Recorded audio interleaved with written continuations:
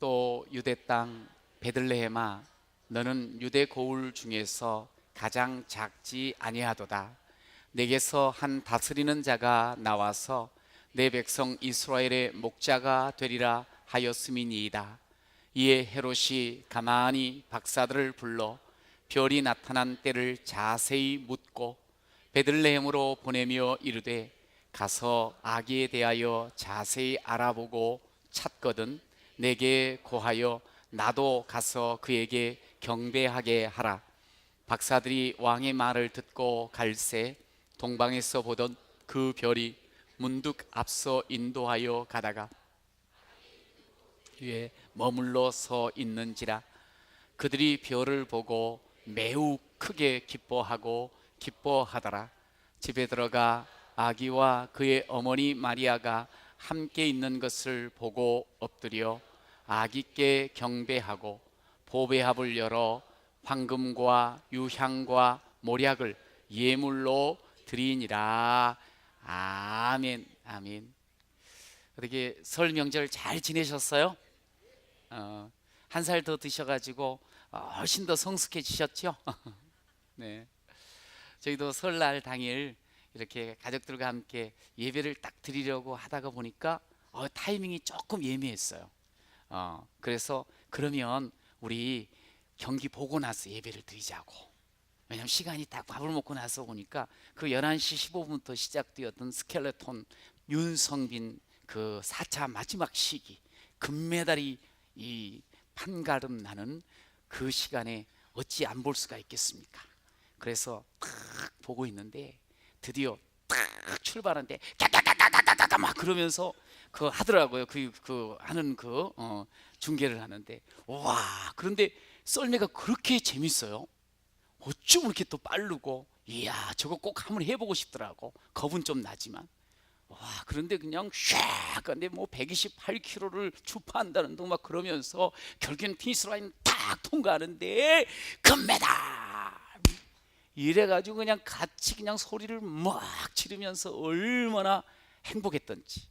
근데 이 친구가 딱 끝나고 나서 조금 있으니까 이렇게 우리 국민을 향해서 큰 세배를 하더라고요. 와, 뿌듯하고 막 너무너무 좋았어요. 그런데 이제 그 친구가 조금 있다가 이 인터뷰를 하는데 얼마나 이 자리가 사모한 자리였겠어요.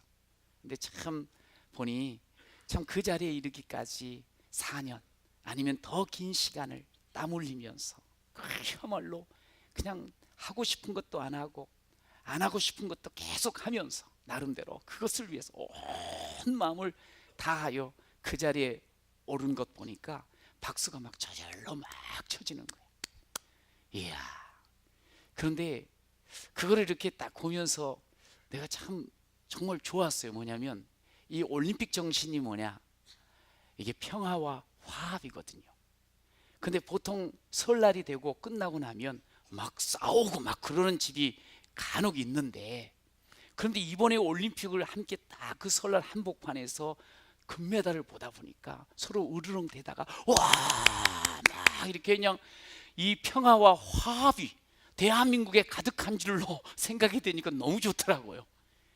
그날은 안 싸운 거예요. 그리고 보니까 이번에 좀 뒤져봤더니 그렇게 많이 싸웠다는 말이 별로 없어.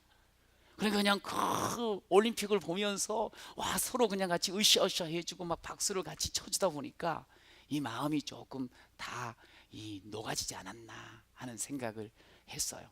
어디 여러분 명절 잘 지내고 오셨습니까? 새해 더 복된 한 해 되시기를 축복합니다. 근데 이 명절도 보니까 어떤 사람들은 조금 아쉬워하는 게 있어. 내가 조금 더 마음을 다해서 어머니를 대해야 할 걸. 좀 마음을 더 대야 잘 쏟으면서 동생을 대해줄 걸. 뭔가 이렇게 그냥 공식적인 모임 속에서 건성건성으로 이렇게 지냈던 그런 분들은 괜히 마음이 조금 더 잘할 걸, 조금 더 잘할 걸. 사실 이렇게 똑같이 같은 공간에 있으면서 이야기를 해도요, 정성을 쏟아주고 마음을 집중해 주는 것과 그렇지 않은 건 표가 나거든요. 이 마음 쏟으면요, 거기서 기적이 나요. 그냥 그렇게 으르렁댔던 것도 정말 마음 쏟아주면서 만나주고 마음 쏟으면서 말해주고 마음 쏟으면서 섬겨주면, 그러면 이 막 마음 완전히 다해서 할 때 이 기적 같은 저 올림픽 금메달 자리에 오른 것처럼 막 놀라운 일들이 벌어지는 거예요. 그 마음 쏟을 걸. 혹시 그런 분이 있으면 오늘 예배 딱 끝나자마자 곧바로 마음 쏟아서 전화를 해버리셔요. 내가 그때 약간 눈빛이 건성이었다, 내가 너를 더 사랑한다, 뭐 이러면서 하면 참 좋겠다는 생각이 들어요. 이 마음을 다하는 게 얼마나 중요한지 몰라요. 마음을 쏟는 게. 오늘 우리가 읽지는 않았는데 2장을 딱 가면 베들레헴, 헤로당 때의 베들레헴에 예수가 나시다, 그렇게 시작을 하면서 유대인의 왕으로 나신 이가 어디 계시냐, 유대인의 왕으로 나신 이가 어디 계시냐 하면서 동방박사들이 먼 곳에서 와서 예루살렘에서 찾고 있는 모습을 볼 수가 있어요. 그러면서 하는 말이 그거예요. 유대인의 왕으로 나신 이가 어디 계시냐, 우리가 그에게 경배하러 왔다, 우리가 그에게 경배하러 왔다고 그렇게 말을 하는 것을 봐요. 제가 오늘 설교 제목이 경배예요. 경배는 사람 이름이 아닙니다. 제 친구가 경배가 한 명이 있었는데 우리 교회도 경배가 있고, 그런데 경배, 왕이신 하나님 앞에, 왕이신 그 주님 앞에, 주 대신 주인 앞에, 주님 앞에, 예수 앞에 경배하러 왔다. 여러분, 오늘 이 시간 우리 모두가 경배하러 오셨지요? 설 잘 지내고 경배하러 오셨어요. 그런데 이왕 경배하는 우리의 삶, 주님과 함께하는 이 고요한 시간, 주님의 보좌 앞에 내 마음을 쏟네. 온 마음 다해 사랑합니다. 온 마음 다해 주 알기 원하네. 내 모든 삶 당신 것이니 주만 섬기리. 온 마음 다해. 우리가 주님을 경배할 때 온 마음 다하여 경배하는 것, 주님이 너무너무 귀히 여겨주세요. 저는 여러분들이 예배 시간에도 온 마음 다해 주 사랑함으로 예배하는 자 되시기를 축복합니다. 여러분 삶의 곳곳에서도 하나님 앞에서, 왕 앞에서 온 마음 다해 주를 경배하는 그런 여러분 되시기를 축복합니다. 그래서 저는 오늘 본문의 말씀을 가지고 온 마음 다해서 예배하는 자가 있는가 하면 그렇지 못한 이도 있어요. 오늘 우리가 주님께 정말 은혜를 입어 구원받은 하나님의 아들, 딸이 되고 하나님이 지금도 나를 이끌어 가심으로 인하여 나는 정말 내 삶이 하나님의 능력으로 살아갑니다 고백하는 그런 사람이라고 스스로를 알고 오늘 이 자리에 왔는데, 그런데 실상은 그렇지 못한 경우도 있더라는 거예요. 첫 번째 한번 따라해 보십시오. 말로만 경배한다는 게 되겠어요? 소위 무늬만 립 서비스만 한다는 거지. 오늘 본문에 보니 8절에 헤롯 왕이 하는 말이에요. 내게 고하여 나도 가서 그에게 경배하게 하라. 이 말만 딱 띄워놓고 보면 와우, 헤롯 왕이 경배하는 마음을 가지고 있네. 와, 정말 왕이 이 어린 태어난 예수에게 경배하고자 하네. 이야, 괜찮은 친구네 하고 생각이 들 수가 있어요, 이 말로만 보면. 그런데 이건 말뿐이었어요. 속은 아니었거든요. 말과 속이 달랐어요. 마음이 달랐어요. 여러분, 전에 성경에 보면 헤롯 왕 때에 예수가 오셨다. 어디에 오셨는가? 베들레헴이라는 곳에 오셨다. 그렇게 아까 제가 말씀드렸죠. 1절에 그렇게 시작을 하고 또 2절에 그래서 왕이 어디 계십니까? 지금 왕이 오셨다는 거예요. 왕이 오셨다는 거예요. 근데 헤롯이 이렇게 딱 들어보니까 어디에 오는 거 아니? 베들레헴이라는 거야. 물어보니까 도대체 그 왕이 어디서 나느냐? 그러니까 한 700년 전에 미가 선지자가 예언한 말씀에 의하면 베들레헴에서, 베들레헴? 베들레헴 물론 좋은 곳이지. 다윗이 태어나기도 하고 자란 곳이니까. 그런데 그 조그만 땅, 작은 동네, 가난한 동네, 보잘것없는 시시한 동네, 아이고 뭐가 나겠어. 마음이 그런 생각이 든 거예요. 그러면서 가서 말아봐. 나도 경배할 테니까. 말은 그렇게 했어요. 그런데 그의 마음은 그러질 않아요. 이 헤롯에 대해서 유대 역사가인 요세푸스는 이렇게 이야기를 합니다. 헤롯은 아주 인간적으로 똑똑했던 사람이라는 거예요. 정치적인 수완이 대단했던 사람이라는 거예요. 왜 그걸 알 수 있는 거 아니? 그가 장기간 동안 유대를 통치했어요. 7년 동안은 총독으로, 40년 동안은 왕으로, 분봉왕으로. 시저가 이 사람의 자기에 대한 충성도를 알고 유대 땅을 다스릴 수 있도록 왕으로 임명을 해줬어요. 근데 이 사람이 유대 땅을 다스리면 어떤 민족이 돼야 되겠어요? 정상적이라면 유대 민족이 유대 땅을 다스려야 되죠. 그런데 이 사람은 에돔 사람이에요. 에돔 사람이 유대 땅을 다스린다는 거, 이 예루살렘을 다스리는, 이건 있을 수도 없는 이야기. 그럼에도 불구하고 크게 마찰이 없이 그 땅을 40년이 넘게 다스렸어요. 정치적으로 대단히 뛰어난 사람이라는 거야. 그래서 구체적으로 어떤 일들을 했는고 하니 유대인들의 마음을 얻기 위해서 그 당시 성전이 무너졌거든요. 헤롯 성전을 지어줬어요. 소위 이제 헤롯 성전이라지. 예루살렘 성전을 재건했는데 그것을 일명 헤롯 성전이라 그래. 헤롯이 지어준 거야. 그러면서 너희들 하나님 마음껏 섬겨라고. 그러니 얼마나 무너졌던 이 성전이 재건이 되어지니 얼마나 좋겠어요. 그뿐이 아니에요. 이 사람 포퓰리즘을 아주 잘했어요. 뭐냐면 자기가 쓰던 그 금그릇들을 전부 모아다가 그것을 처분해가지고 가난하다고 지금 먹을 것이 없는 사람들이라고 아우성치는 사람들한테 식량을 공급을 해줬어. 와, 정말 백성들을 사랑하는 그런 왕이구나.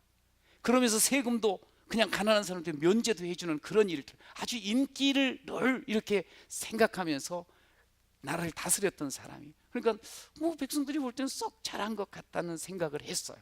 그래서 실질적으로 오랫동안 장기 집권을 했고. 그런데요, 이면이 있었어요. 그의 안으로, 궁정으로 들어가 보면 자기 아내, 자기 장모, 그리고 두 아들까지 비정하게 살해를 했어요.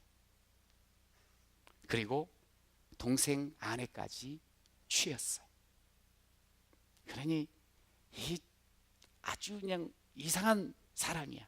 겉으로는 뭔가 이렇게 아주 인자하고 남을 뭐 이렇게 도와주는 것 같고 백성을 사랑하는 것 같은 제스처를 취했던 사람인데 그 안을 들어가 보니까 피비린내 나는 그런 무시무시한 사람. 아유야, 어떻게 이런 괴물이 있지?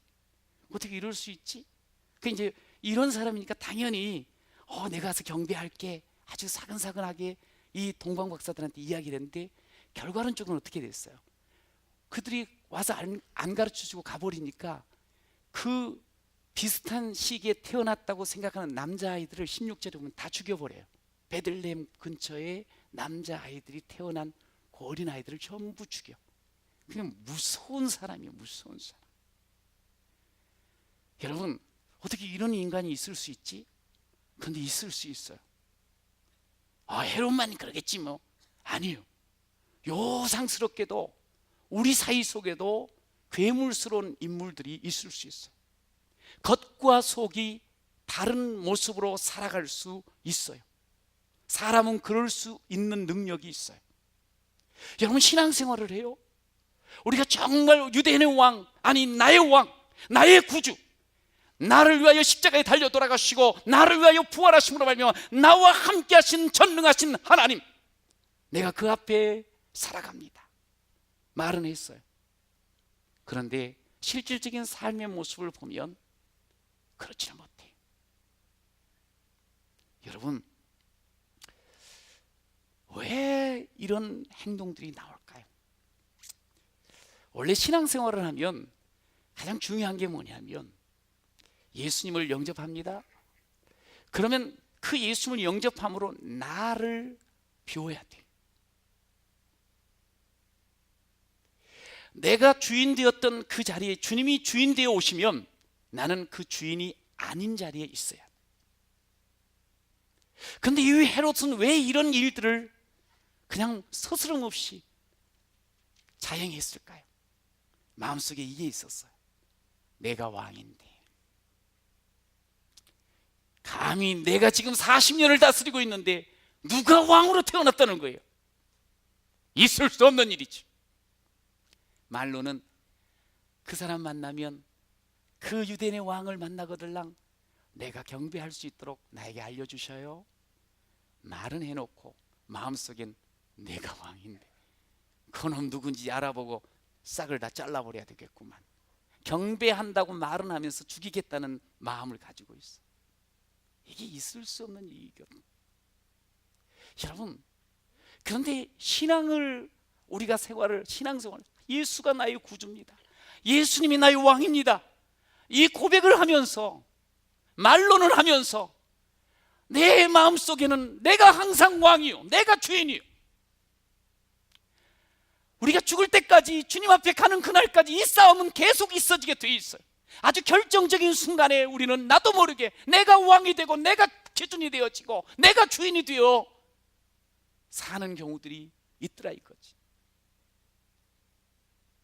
이거 말로만 무늬만입니다. 그게 항상 우리가 우리 자신을 돌아보는 거예요. 내가 혹시 무늬만 신앙인이 아닌가? 내가 말로만 립서비스만 하는 것은 아닌가? 신앙생활하면서 예수가 왕이요 주인이라 그래놓고 항상 내 마음대로 내 이익을 따라서 혹시 삶을 결정하고 그러면서 살아간다고 하면 내가 왕인데 말은 안 했지만, 요즘 무슨 이런 시대에 무슨 왕 이야기를 하세요. 그런데 속으로는 내가 주인인데, 내가 내 마음대로 할 수 있는데, 요 마음, 이게 사실은 주인 되신 하나님 앞에서는 이러면 안 되거든요. 내가 왕인데 버리셔야 돼, 내려놔야 돼. 마태복음 19장에 가면 한 멋들어진 젊은 친구가 예수님께 나옵니다. 정말 얼굴을 보니까 귀티가 나고 부티가 좔좔 흘렀어요.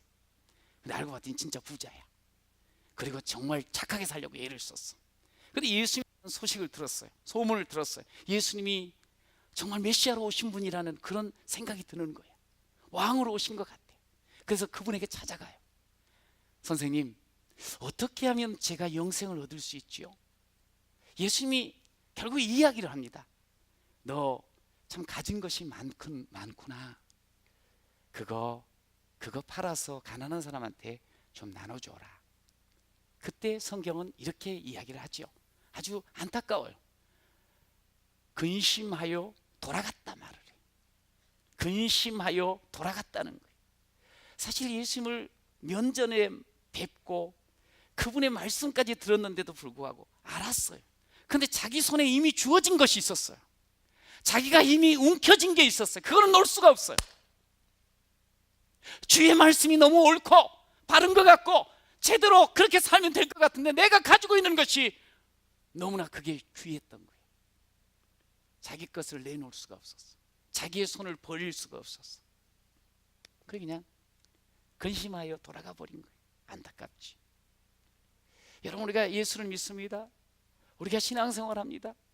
주님이 나의 왕이요 나의 구주이십니다 고백한 사람들이에요. 그런데 혹시 내가 이 자리에서, 아니 삶의 자리에서 내가 예수를 믿는다, 교회를 다닌다고 하면서 내가 왕인데 혹 그 마음을 가지고 혹 우리가 살아가고 있다면 그것 내려놓으실 때 진짜 경배자가 될 줄로 믿습니다.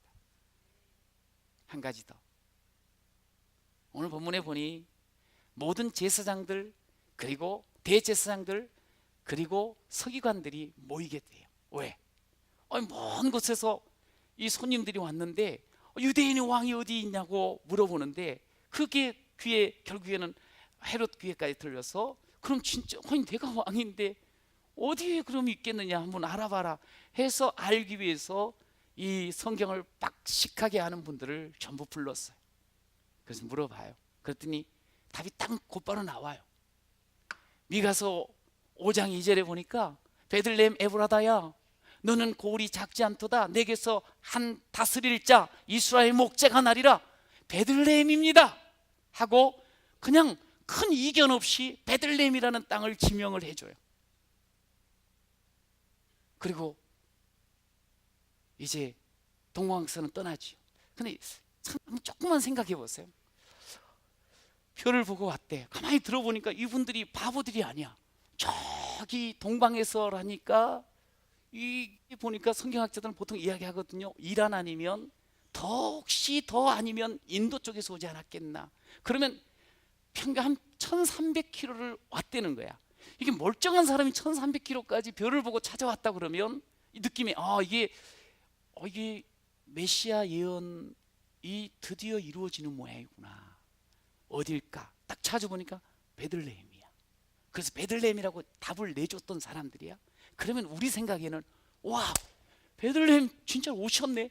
그냥 곧바로 베들레헴 말국간에 말구유에 뛰어가가지고 거기에서 그냥 절 예배하고 경배하는 제사장들이 있었더라. 이 서기관들이 있었더라. 이게 말이 돼야 될 거 아니야. 근데 없어. 자 따라해 보세요. 이 말만 하는 사람 중에 이런 게 있어요. 알기나 알지만 시작. 이게 내가 신앙생활이 안 좋은 것들이 지금 여기서 나와요.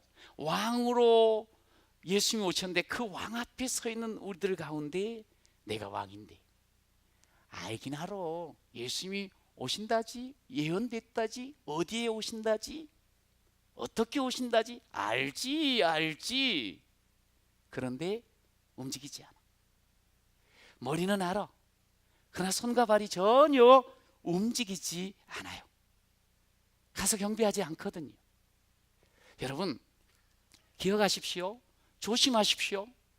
신앙생활을 하면 시간이 가면 갈수록 성경에 대한 지식이 점점 늘어납니다.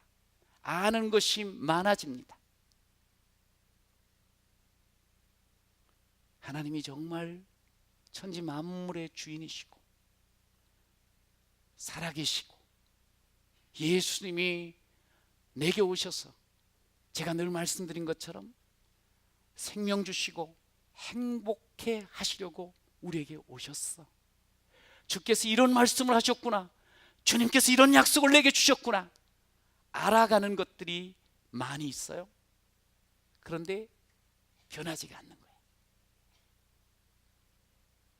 몰랐던 그 시절 조금 알고 있는 지금 별 다를 바가 없는 거야. 알긴 아는데 움직이질 않은 거예요. 알긴 아는데. 사도 야고보는 이런 모습을 이렇게 이야기를 했어요. 네가 하나님은 한 분이신 주를 믿느냐? 잘 아는도다. 귀신들도 믿고 떤다. 이게 지금 뭔 말인 거 아니? 성도들에게 하는 말이에요. 하나님을 안다는 거예요. 하나님을 믿는다는 거예요. 근데 변화가 없는 거예요. 그러니 이 말씀이 있는 거예요. 야, 그런 건 귀신도 또 그렇게 해. 귀신도 알아. 그리고 믿는다 그래. 떨어 또. 그러나 귀신은 결국 하나님을 대적하는 존재 아닙니까? 그럼 바뀌어야지. 믿었으면. 떨었으면 바뀌어야지. 안 바뀌었다는 거예요. 그대로라는 거예요. 여러분 신앙생활이 뭔 줄 아세요? 하나님을 알면 그 가운데 그 안만큼 내가 항복을 하는 거예요. 전부여 의지없어서 이 찬양을 하듯이 하나님 예전에는 몰랐는데 알았네요. 내가 손듭니다. 그렇군요. 나를 바꾸어 주세요. 그렇군요. 내가 죄인이군요. 나를 주님께서 긍휼히 여겨 주세요. 신앙생활은 뭐냐? 하나님을 알면서 그만큼 아는 만큼 손드는 거예요. 손드는 게 항복 아니에요?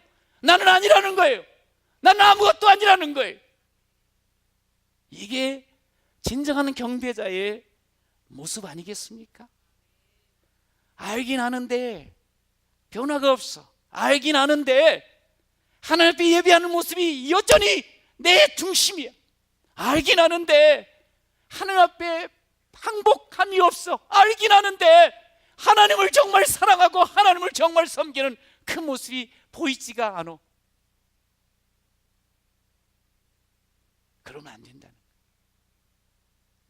우리는 하나님 알긴 아는데 거기서 그렇게 멈추면 안 돼. 주여 말씀해 주세요. 제가 듣겠습니다. 행하겠습니다. 주여, 주의 말씀은 내 발의 등이요 내 길의 빛입니다. 할렐루야. 내가 그 빛을 비춤받고 바꾸겠습니다. 그 길로 가겠습니다. 이게 경배자의 모습이야. 여러분, 또 한 가지를 기억하세요. 오늘 외부에서 온 왕이 나셨다고 그러니까 온 예루살렘이 소동했다고 말을 했어요. 그러면 어떻게 생각하면 그 왕이 나시고, 아니 그 왕은 예사왕이 아니에요. 메시아요, 메시아. 자신들을 구원하러 오신 메시아. 그러면 동방박사들이 간다면 그 뒤를 따라가는 무리들이 있어야 될 거 아니에요? 무리가 없어요. 베들레헴으로 가는 행렬이 안 보여요. 소동은 했는데, 와우, 하나님께서 오신단다. 소동은 했는데 3절에 보니까 소동했다 그랬어요. 알았다는 거죠. 근데 다들 신경을 안 써. 왜 그런 줄 아세요? 내가 할 일 많거든. 자기의 일에, 자기 자신에 빠져 있는 거예요. 우리는 그런 그 생각 안 해봐요? 그냥 심판이요. 곧 심판이 되면은 밭에 가다가도 빨리 이게 좀 뭔가 바뀔 것 같은데 세상은 그러지 않는다는 거예요. 그럴 수가 있을까? 어떻게 그냥 시집 가는 사람 시집 가고 장가 가는 사람 가고 밭에 가는 사람 밭에 가고 새로 사가지고 이렇게 시험해보고 그냥 계속 그 일만 하는데 어떻게 그럴 수가 있지? 근데 이게 무슨 말인 거 아니? 사람은 자기밖에 모른다는 거예요. 아까 왕이라는 말하고 좀 비슷해. 자기 일에만 바쁜 거야. 내게 매몰되어 있는 거야. 눈이 보이지가 열리지가 않아. 들리지가 않아. 순간순간에 그냥 순간 남들이 뭐 하면 보안해동하듯이 반응은 하는데 그게 내 마음이 아니에요. 여러분, 성경의 안타까운 구절을 한번 보세요. 자기 땅에 오매 자기 백성이 영접하지 않았다는 거예요. 요한복음 1장 11절에. 이게 이럴 수 있다는 거예요. 오늘 하나님께서는 우리의 왕이시고 우리의 주가 되신 줄로 믿습니다. 영접하는 자, 곧 그 이름을 믿는 자가 하나님의 자녀가 되어 오늘 이 자리에 여러분들이 서 계시는 줄로 믿으시기 바랍니다. 그렇다면 이제 우리는 우리의 왕, 내가 왕인데 내려놔야 돼. 여러분, 알긴 알아. 여러분, 그것도 내려놓으셔야 돼. 아이 바빠, 할 일 많어. 그것도 내려놔야 돼. 그리고 따라하세요. 온 마음 다해. 시작. 온 마음 다해 사랑합니. 온 마음 다해. 제가 11절을 보면서 여기 보세요. 저 집에 들어가 아기와 그의 어머니 마리아가 함께 있는 것을 보고 엎드려 누구에게 경배했다 그랬어요? 아기께. 지금 동방박사들이 왔어요. 나이가 드신 분들이죠. 그 자기 땅에서는 성공하신 분들이죠.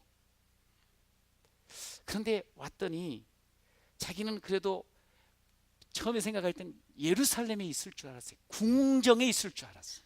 왜? 그러니까 궁정을 찾아간 거예요. 궁정에서 왕이 날 거라고 생각을 한 거야. 그런데 엉뚱한 곳으로 결국 오게 됐어요. 근데 별이 그 앞에 딱 서 있는 거예요. 아, 그렇구나. 그러면서 탁 가서 경배를 하는데 누구한테 경배를 하는 줄 아세요? 어머니 아버지가 아니에요. 아기께, 아기께. 이게 우리가 만약에 그 자리에 갔으면 경배하기가 어려워요.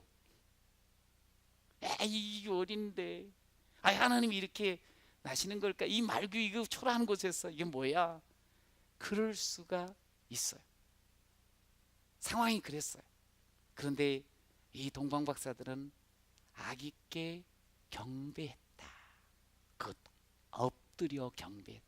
여러분, 이 경배라는 단어가 헬라어로 프로스코네어라는 단어로 썼어요. 쾌네어, 프로스쾌네어. 프로스는 뭐뭐에게, 쾌네어는 입맞추다. 그러니까 이제 이 그림을 딱 가지세요. 이 경배의 가장 설명이 잘 되는 그림은 이거예요. 주인이 있어요. 종이 왔어요. 주인에게. 그럼 주인을 아주 존경한다는, 나는 당신의 종입니다 하는 그런 마음을 가지고 주인에게로 와요. 그리고 나서 엎드리는 거예요. 그리고 나서 우리가 어떤 생각은 손등에다가 이 입을 맞출까지 그러잖아요. 발등에다 입을 맞춰. 그러면서 당신이 나의 주인이십니다. 나는 당신의 종입니다. 이것을 표현하며 인사를 하는 거예요. 프로스퀘니어라는 단어는 바로 이 모습이에요. 동방 박사들이 와서 아기 그에게 엎드려서 입을 맞췄다는, 발등에 입을 맞췄다는 왕이시라는 거지. 여러분, 그 경배하는 모습을 보십시오. 동방 박사들이 별을 보고 매우 크게 기뻐하고 기뻐했다 말씀을 해요. 이 마음을 그대로 가지고 결국 예수를 보면서 매우 크게 기뻐하고 기뻐했다 오늘 표현하는 거예요. 경배하는 모습은 뭔지 아세요? 정말 기뻐하는 거예요. 기뻐하는 거예요. 여러분, 우리는 예수님을 만났을 때 기뻤어요? 슬펐어요? 설마 슬펐다는 사람 없겠지. 이제는 내 이제 이전에 모든 삶 다 끊어야 되고 안 좋은 거 다 죄악을 끊어야 되니 다시는 돌아갈 수 없어서 너무 슬퍼. 머리가 이상한 사람이에요. 너무 어떻게 그렇게 나 같은 자를 하나님께서 살펴주시고 찾아오시고 나를 구원하여 주시고 나를 새 사람 만들어 주시고 하나님의 아들 되게 하셨으니 감사합니다. 기뻐요. 그래 나가서 보니까 그냥 하늘의 별이 구름도 그렇고 그냥 바람도 옆에 있는 나무까지도 꽃 하나도 다 기뻐가지고 막 뛰는 듯한 그런 감동을 받지요. 기뻐 예수 만난 것이. 여러분, 그런데 그 약효가 한 3달 갔나? 사실은 왕 되신 주님과 매일 동행한다고 생각을 해보세요. 그럼 더 새롭고 더 기쁘고 더 감사하고 더 놀랍고 이게 사실 있어야 되거든. 그런데 우리들이 보니까 조금만 시간 가면 조금만 어떤 일들이 있으면 싹 사라져 기쁨이. 그리고 그냥 세상에 내가 예수를 만나갖고 온 세상 어떤 사람도 더 큰 짐을 지고 내가 지고 사네? 그렇게 생각하는 것처럼 그냥 사명이 짐이 되고 하나님 앞에 나와서 예배하는 것이 그냥 어떤 그냥 의무가 되고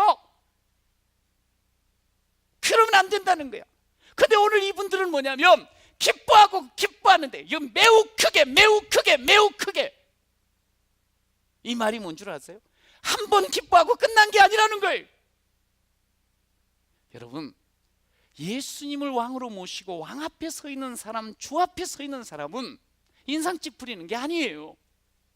가면 갈수록 어떤 상황 속에서도 기뻐하는 게 이게 경배하는 자의 바른 모습이에요. 여러분 알지 않습니까? 사도 바울이 뭐라 그래요? 그가 감옥에 있었어요. 자기는 예수를 위해서 나름대로 잘 살았는데 세상이 알아주지 않는 거예요. 그래서 자기를 너무너무 힘들게 하는 거예요. 갇혀버렸어요. 괴로워 죽겠어요. 우리에게 말합니다. 기뻐하십시다. 항상 기뻐하십시다. 다시 말하는데 기뻐하세요. 주 안에서 기뻐하세요. 할렐루야. 여러분, 기뻐하는 자가 하나님을 예비하는 자인 줄로 믿으시기 바랍니다. 기뻐하셔야 돼요. 주님과 함께하는 사람. 가족들과 함께 조금 속상한 일이 있었어요. 우리 하나님은 왜 그런 분을 우리 부모님으로 나에게 주시다니. 아니 왜 그 형제를 나에게 옆에 붙여주시다니. 여러분, 사람 되게 하시려고 붙여주신 줄로 믿으시기 바랍니다.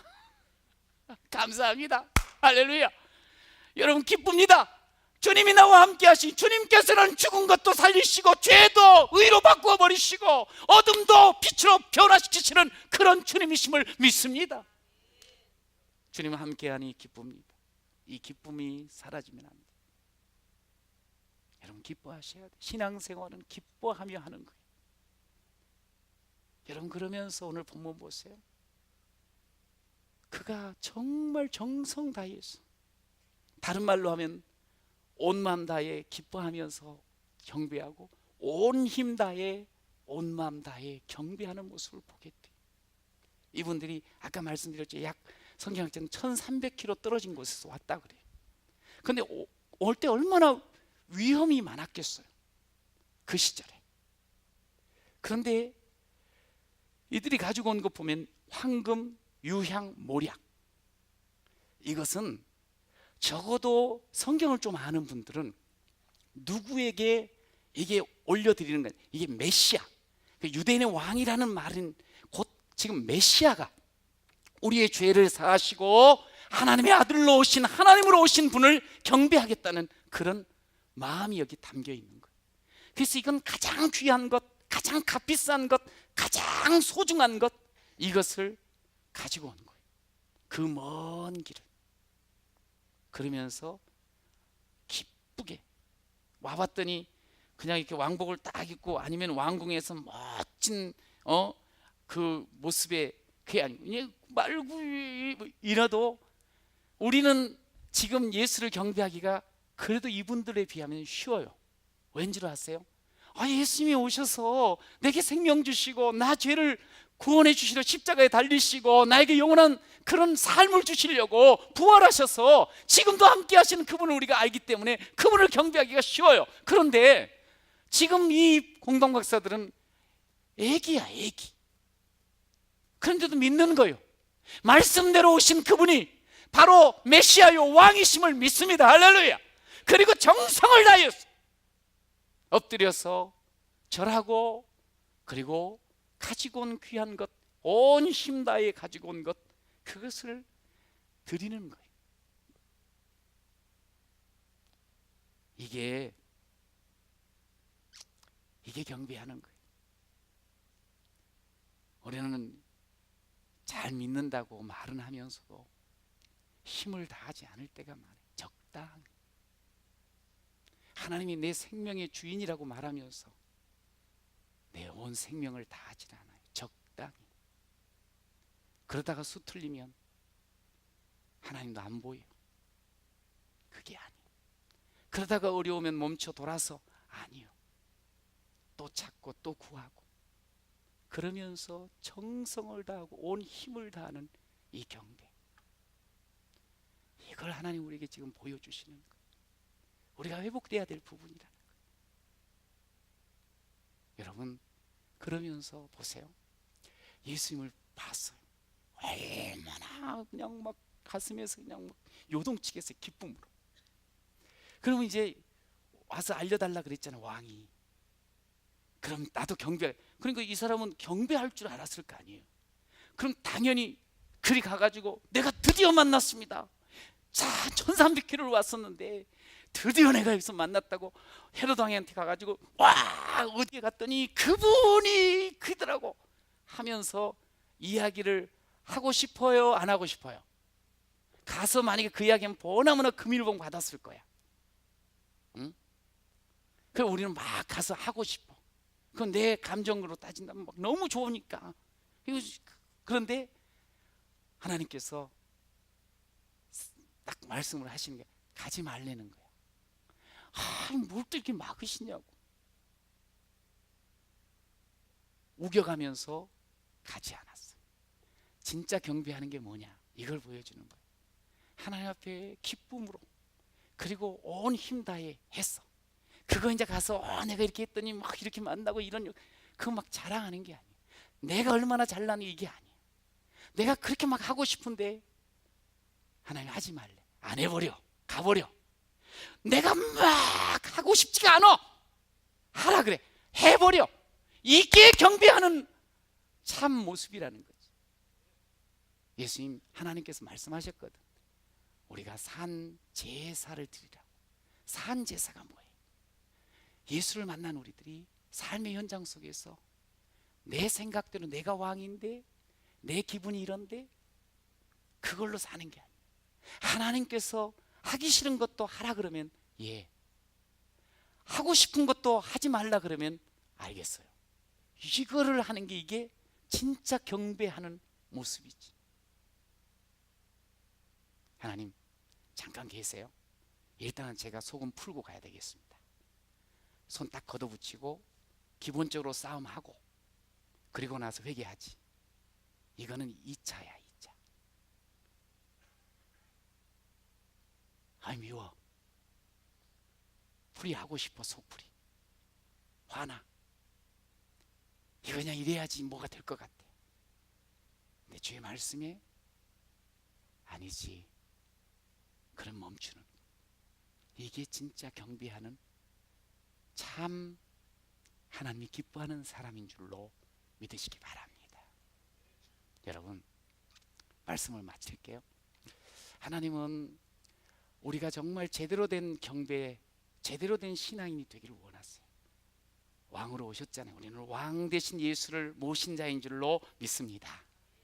예수님이 나의 왕이시죠? 예수님이 나의 주인이시죠? 이거는 우리가 다 지금 아멘 한 거예요. 그러면 그분 앞에서 이제 제대로 된 경배자가 돼야 돼. 제가 이번 한 주간 한번 다시 우리 자신을 돌이켰으면 좋겠어요. 회복시켰으면 좋겠어요. 이번 한 주간이 새 가족, 새 학기 맞이 다니엘 기도회예요. 다니엘 기도회에서 이번에 제가 주제를 너는 나의 자랑이란다. 소위 다윗을 모델로 해서 우리 아이들에게 정말 함께 꿈을 함께 꾸고 함께 일어서고 싶어요. 그러니까 이제 내일서부터 우리 아이들이 6시에, 내일은 5시 예배가 아니고 6시에 와요.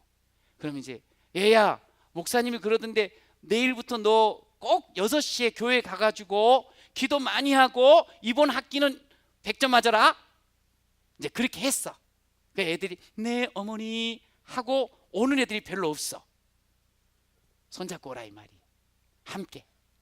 다윗은 정말 우리 하나님 앞에서 그가 처음 예수를, 하나님을 만나고 나서 끝까지, 역대상 29장이 다윗의 마지막 부분이거든요. 근데 마지막까지 그런 자기가 왕인데가 아니, 자기가 하나님 앞에 전부 받았다고, 다 은혜라고 그러면서 하나님께 정말 온 힘을 다해서 다음 세대를 위해서 준비를 해가는 모습을 보며 우리에게 말해요. 나는 하나님만을 찬양한다고, 하나님만을 찬양한다고, 내게 하나님을 찬양할 수 있는 힘을 주셔서 너무너무 감사하다고 그렇게 고백을 해요. 하나님께서 야, 넌 내 마음에 쏙 든다. 다윗이 그렇게 살았어요. 넌 내 자랑거리다.